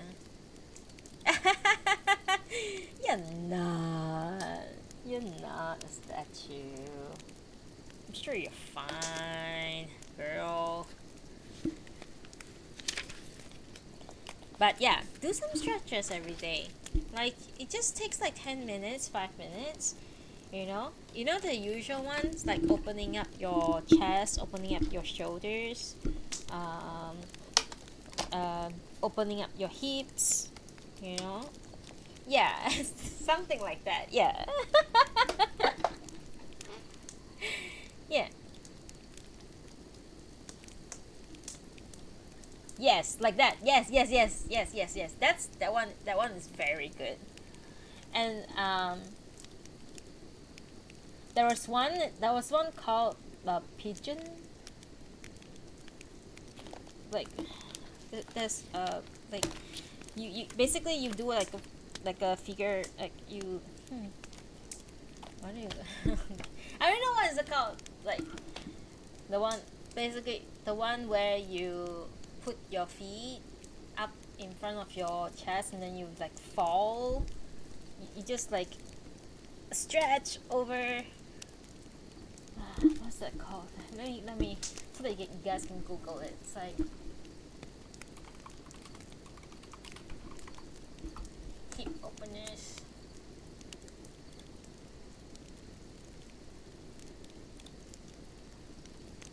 The pigeon pose? Yes, the pigeon pose. Guys, seriously, pigeon pose is my favorite. Yeah, Google it. Google pigeon pose, and then I'll do the lizard pose as well. Those are my favorite. Pigeon pose is fucking insane. And then you do pigeon pose, and then to open up your shoulder, you just fold over your entire body over your legs. Whichever leg that's like right in front of you. Yeah, do that. The lizard one as well. Lizard pose as well. Yeah. I usually do those and then like just fold my entire body to the front. Yes. Basically, yeah, every morning when I do this, it's just like all the bones, all the all my joints are popping.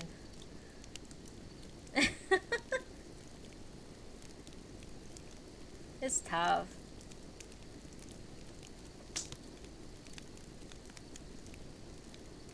The Asian squat is very good as well. You know the Asian squat where like both of your feet are like planted on the ground, and then you use your elbow to push, like you cross your fingers, right? You grab your hands, and then you squat on the floor with both of your legs, your feet like planted on the ground, right?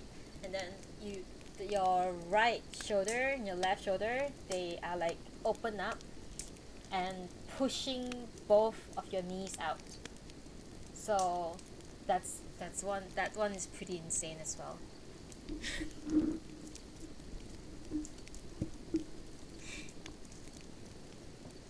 Yeah, the one, the Asian squats, and you cannot fall. Your butt cannot fall to the ground. If you fall to the ground, you fail. But yeah, do pigeon pose, guys. Men, women, whoever, just do pigeon pose. Pigeon pose is the best. I swear your lower back will feel better after a week of doing it consistently every day, morning and night, or maybe just night. Who cares? So once a day, do the pigeon pose. Pigeon. You start with the low lunge. And then after that you go into the lizard pose, and then after that you go into the pigeon pose. Yeah, hell yeah. It's painful, but it's worth it. I swear it's worth it. Seriously, your lower back will feel so much better after that. Especially if you spend the whole day just sitting down in front of the computer. Usually people will have lower back pain that way, but if you start doing that, the lower lunge, lizard pose, and then pigeon pose, you will feel extremely good after that. Like you'll feel like, oh my god, where did my lower back pain go? You can also do bridge exercises where you lay on your back and then you put your knees to close to your butt, and then you push your but to create like a breach with your hip. That one is really good as well for your back pain. For any, yeah, for back pain, mostly back pain. That's really good. It's good for your core as well. If you want strong core, do that. I'm so noisy. I'm so annoying with all this exercise stuff. I don't usually do exercise, but I've been picking it up lately because I don't want to die. I mean, I kind of want to die, but but I don't want to die in pain, I guess. I don't know. I don't know what I'm saying. I kind of want to die. I kind of wish that I could die. But at the same time, before I die, I guess I should make sure that I'm not in pain. Like, or at least if I were to die, at least I don't look like shit in my coffin. Is that too dark? Oh man, I went to the deep end. No one should listen to this except my therapist. Anyway, thank you everyone for hanging out. Thank you to Kurotoshiro.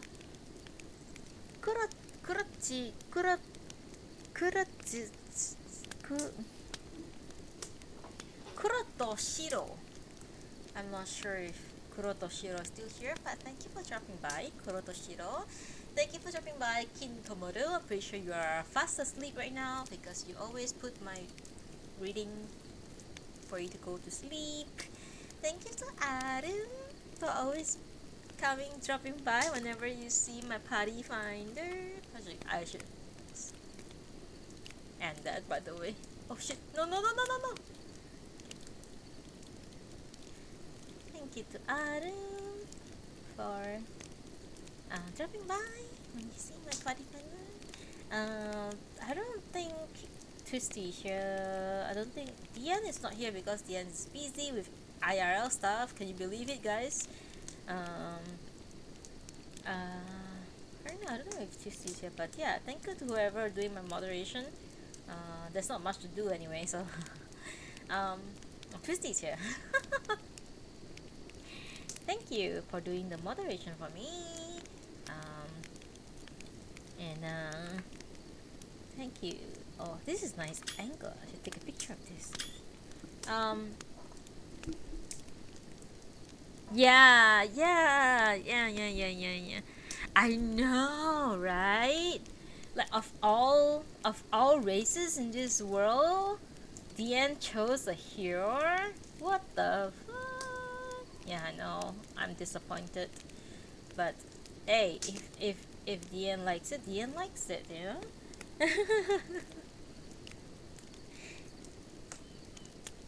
I might change my race when 7.0 comes in, but I don't know. It's like because I feel like Nudable is so iconic as an Allison that it would be like so weird if it's some other races. I don't know.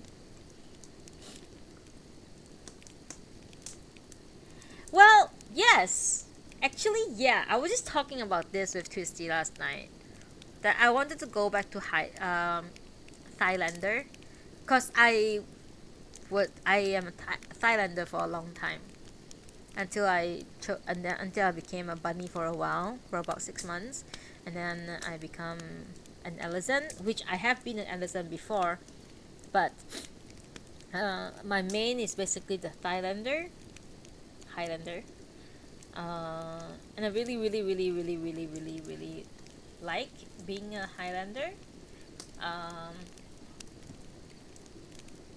Yeah, yeah. It's difficult. I have to see what Femhofga looks like first, because if they do it like Aura, whereby somehow for some reason the female Aura is like much shorter than the male Aura, and they look like fucking 12 years old. So I will not change into that. Yeah. I've been an Aura before, but like It's definitely not one of my favorites. I don't like it. I probably will just. I've been in Mikote before. My Mikote is pretty cute. I've been most actually, except for roll, I think, cause I don't know. I'm not good at making roll, I guess. Yeah, I hope Femroth is, yeah, amazing. Seriously. But I'm like still thinking like probably 7.0 I'll go back to Highlander. But I know that Twisty said that he will be disappointed if I do. Um, I don't know. I'll see how, because I have like one Fantasia sitting in my retainer pocket and I don't know what to do with it. And I do like being a Highlander, you know. But I imagine like a lot of my outfits will not look good on Highlander. Yeah.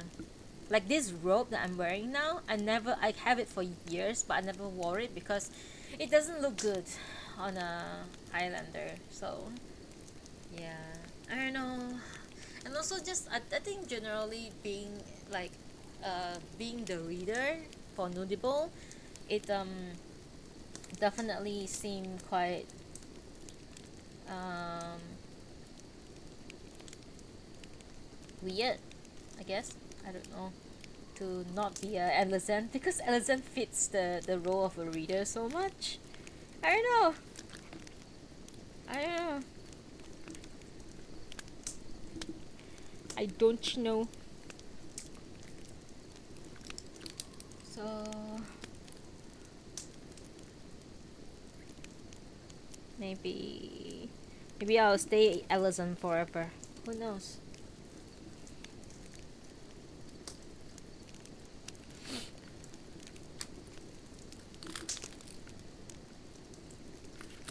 Anyway, I think I'm gonna go now and eat food and stuff.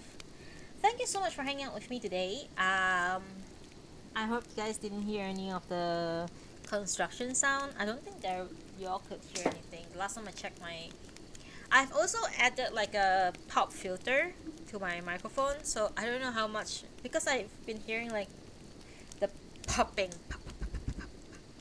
of my reading is very loud. So I don't know if this pop filter do anything, but if it doesn't do anything, I'll take it out. I'll check my own reading later. Thank you so much, Arum. Seriously, I really appreciate you. Thank you so much. I'll see you and Bob, your ducky, um, next time. Yes, walk backwards. Thank you. Alright, thank you guys for watching and sorry for listening, for everything.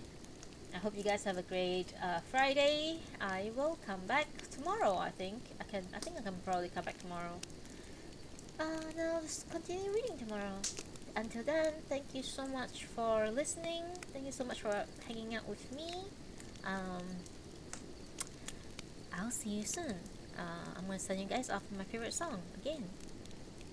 Have you ever had a dream that you could know, you wanna know, Alrighty. Thank you so much for listening. I try my best to read better the next time. Bye bye. Have a great weekend. See you soon.